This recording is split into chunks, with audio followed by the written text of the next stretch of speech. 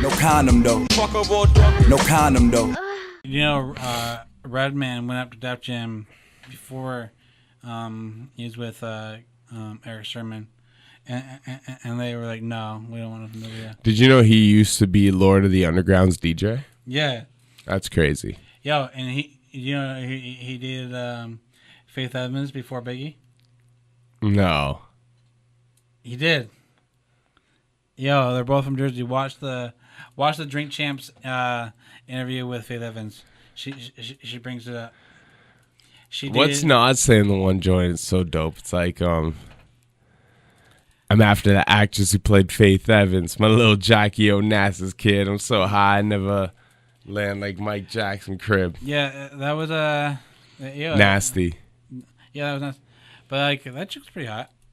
But yo, even like when I fucked your bitch, you fat. Yo, even like Nas said like I'm after the actress that played Faith Evans. I thought the actress that played Lil' Kim was hotter.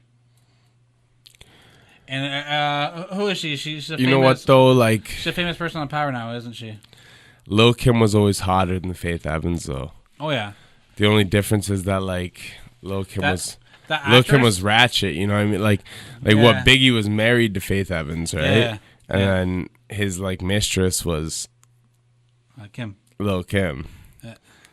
And even Lil' Kim in a recent interview, she said Biggie was the best dick she ever had. And that goes to something we were talking about earlier off camera, but I'm like, you know, I think sometimes... These dudes with belly's got fucking... I was going to say, the big dudes, I think, can sometimes deliver that. Well, it's like even the skit on the Pun album where like Fat Joe's talking to Flex and he's like, you know, we like two wild bears in the forest. You can't honestly, look directly at our ass. Or honestly, that's just hilarious. On my phone, when I put albums on my phone and shit, like usually I take the skits off. But that one you kept? I kept that one. Cause like that shit made me laugh every single time. Like, that's just hilarious. Yeah, like and then you can hear Flex just laughing too. Like it was like a live moment. And you know what? People hate on Flex, but like I think he's had weaker periods later in his career, like more recently. But I fuck with Flex, man. Yo, do you know like Flex said this in an interview to Joe. He was like, Pun used to come up when like other MCs were rapping and doing their freestyles, and like other MCs would like, no, we don't want Pun up here. Like, you know, he's gonna like Pun to me is like you guys seen in the videos from previous podcasts. I got the Air Pun shirt. Like Pun's one of my favorites. Like I think Pun and Big L were like the biggest problems to hip hop. Like to me. Like L, biggest problems to hip hop? Why? Like lyrically, like okay, like Cannabis was kind of that dude at a time.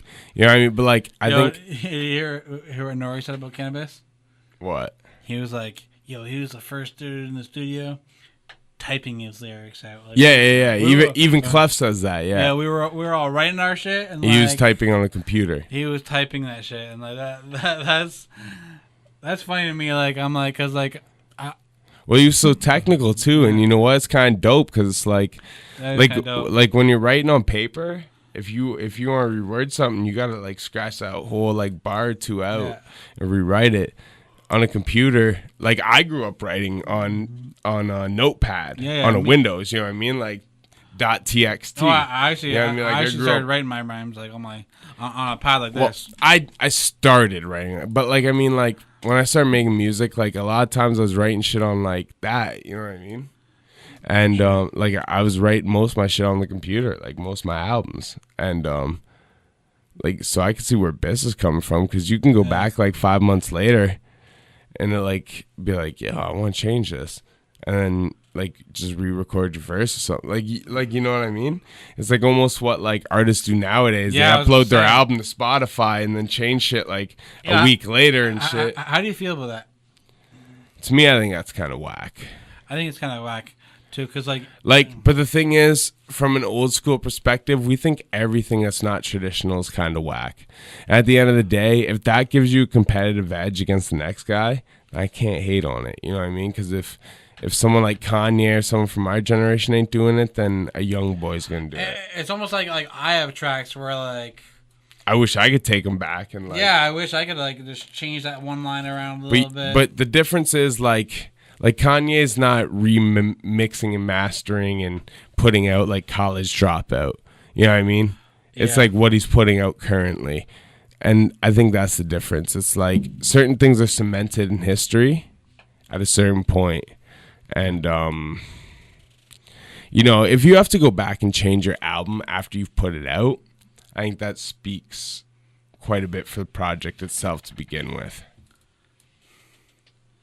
Yeah. I feel like you should feel like me, like, and you. We're just regular guys that like have other jobs and we put out this music. But if you are like a professional recording artist and you're putting this shit out, you should the shit that you put out, you should feel that's it. Like, yeah, well, and you should take your time with that. Like, this is what you do for a living. And that's what I was gonna say to it too. Is that like it's a little discouraging when you see like legendary artists backpedal. Like even the Nas album, Nasir. Like I thought it was pretty dope, but like I got the pre-release version.